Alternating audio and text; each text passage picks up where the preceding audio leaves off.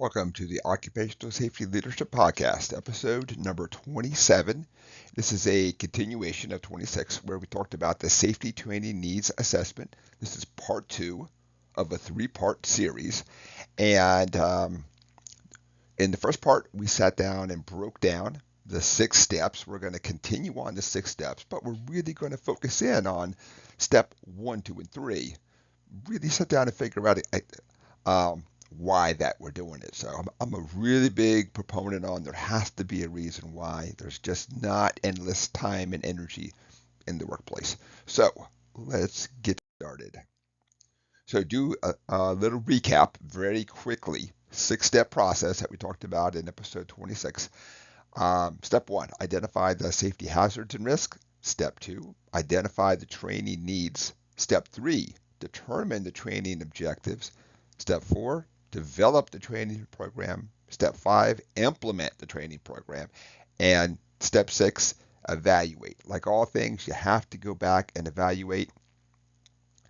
I'd love to be in a world where I just said something and did something and never had to go back to really check my effectiveness out there.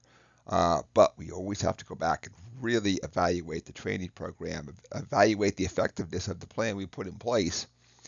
So let's sit down in today's episode, break down the first 3 steps. And so step 1, and this is where I'm going to add in a couple of definitions. And of course, these are just definitions that work for me. Certainly don't think that this is the end all be all, right?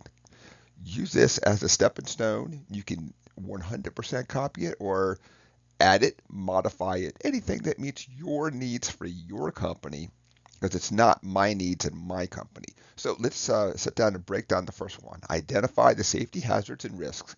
And kind of worked on a little definition here, and this is one that works for me, is identify the safety hazards and risks associated with the work environment and job tasks. This can be done through safety audits, the incident reports, employee feedback, and the most important one, just do some walking around.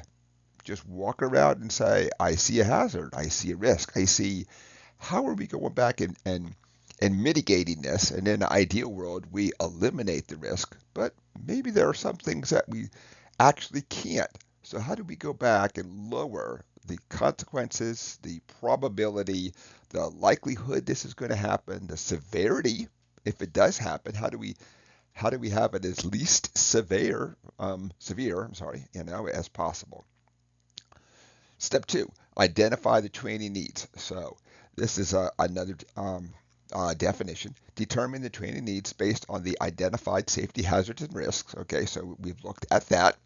This involves assessing the current training plan, identifying the gaps and deficiency, and determining the specific training needs of the people. So basically, in this one, we're looking at our baseline, and then we're looking at where we want to go on here. So when we think about a baseline, everybody is actually doing safety training out there. And whether you're documenting it or whether we're saying everybody's smart enough to not get hurt, it's so we all actually have a program out there to varying effectiveness and degrees out there. So the big thing is identify the gaps. Maybe you're doing an awesome job at taking care of chemical hazards and everything else, but you've left out the office people. And so you then see ergonomics, you see poor lifting habits, just office type hazards, because we really focus on the industrial side, the safety professionals.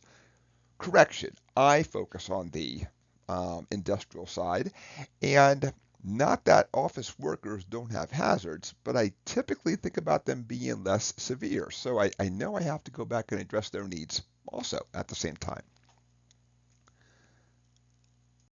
Let's look at step 3. Determine the objective. So you have to have, and this is another definition, establish clear and measurable training objectives to align with the identified safety hazards and risks. This helps you ensure that the training is relevant, effective, and tailored to meet their needs. A lot of companies out there will sell you a customized program, which is really something that's for HAZCOM or lockout tagout or something. It's not customized to 100% your needs, but that also doesn't mean that it doesn't meet your needs. So there's a lot of companies that have really put a lot of effort into this. So if you choose to go the computer-based training route, of course, you obviously have to get access to their courses. You have to review their courses. You have to, of course, obviously spend time, right? Is this going to get you from point A to point B?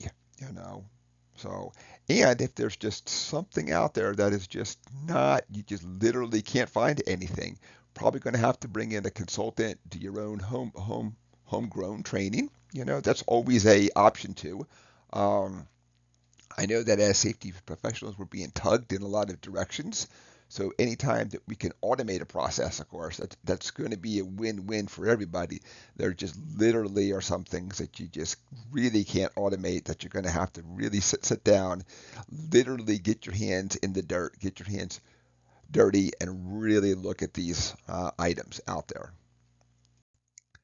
So that is it for this part. This was part two of a three-part series. This is episode 27, where we talked about safety training needs assessment. In episode 28, we'll sit down and wrap up the final three in there then. And once again, this six-step process is something that has really worked out great for me, but take it, modify it for your needs. If you want to 100% steal it. But if it doesn't meet your needs, don't just take it because you feel like you got to have something. Use it as a starting point then and make it work for you. So I'm off my soapbox. My name is Dr. David Ayers. Thank you for joining me today.